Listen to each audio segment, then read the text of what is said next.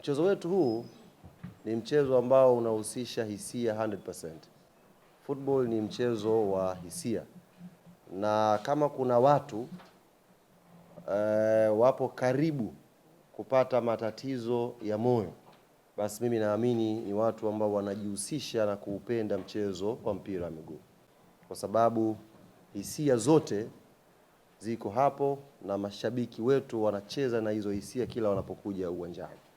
Kwa linapotokea jambo kama hili, na kwa nafasi yenu, licha ya kuwa na gharama kubwa vifaa hivi ambavyo mko navyo, lakini mnaitumia mechi hii ya mashabiki wa Yanga na Simba kuja kutoa huduma, kuwapima tena bila gharama yoyote. Sisi ni jambo ambalo tuna kila sababu ya kuwapongeza na kuwashukuru sana kwa hiki ambacho mmefanya.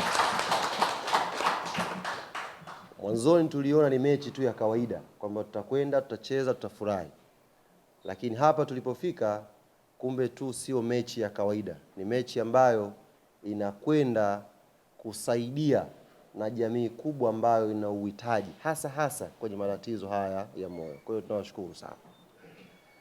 Naamini kama itafanyika research vizuri kabisa katika kipindi hiki cha miaka minne, usione watu wamekuja hapa wamependeza vizuri, lakini sisi Yanga tumesababisha shida nyingi sana kwa haya.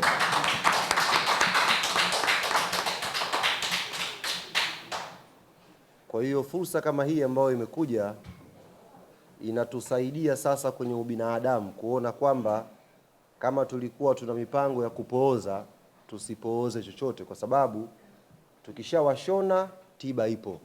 Zungumza na mashabiki wa Simba, ni fursa kwenu hii. Mjitokeze kwa wingi, kwa sababu mtakwenda kuangaliwa katika hichi kipindi ambacho Pacome yupo, mmeathirika kwa kiasi gani.